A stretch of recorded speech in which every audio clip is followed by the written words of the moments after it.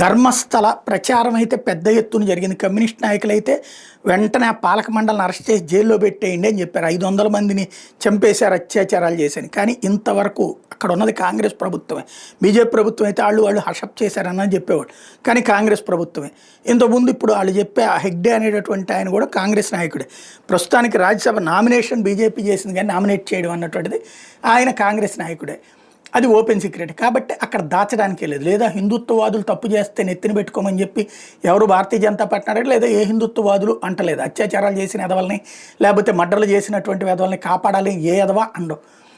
కొంతమంది ఎవరైతే స్వామీజీల ముసుగులో తప్పుడు పనులు చేస్తే ఆడు తప్పుడు చేశాడని అన్నారు తప్పించి, అదేదో మూర్ఖపు భక్తులు తప్పించి మిగతా హిందూ సమాజం వాళ్ళ మీద యాక్షనే తీసుకోమంది. నిత్యానంద స్వామిదైనా లేకపోతే కనుక ఆశారాం బాపూజీ ఇష్యూనైనా అవి ఓపెన్ సమాజం చూసింది, ప్రపంచం చూసింది.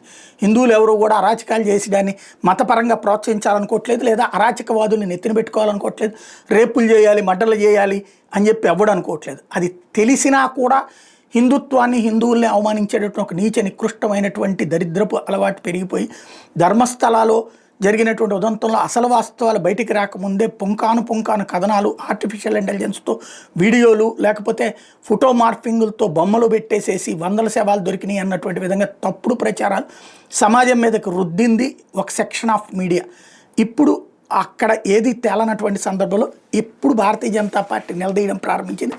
ధర్మస్థల వివాదం వెనకాల సీఎం ప్రమేయం ఉందంటూ ఆరోపించింది. ధర్మస్థలంలో సాగుతున్న వివాదం వెనక కర్ణాటక సీఎం సిద్ధరామయ్య పాత్ర ఉందని, హిందూ మతం ఆలయాలకు వ్యతిరేకంగా తప్పుడు ప్రచారం చేసేందుకు కమ్యూనిస్టు భావాలు కలిగిన అర్బన్ నక్సల్స్ ప్రభుత్వం మద్దతిస్తోందని ప్రతిపక్ష నేత అశోక్ తీవ్రంగా ఆరోపించారు.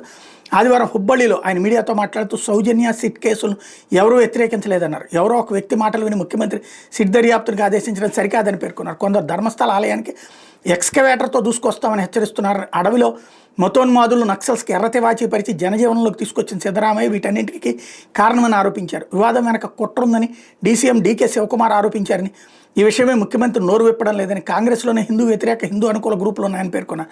మరోవైపు ముస్లిం లీగ్తో పలు హిందూ వ్యతిరేక సంఘాలతో సంబంధాలు పెట్టుకున్న కాంగ్రెస్ దేశవ్యాప్తంగా ఆలయాలను మూసివేసే ప్రయత్నం చేస్తోందని కేంద్ర మంత్రి ప్రహ్లాద్ జోషి ఆరోపించారు.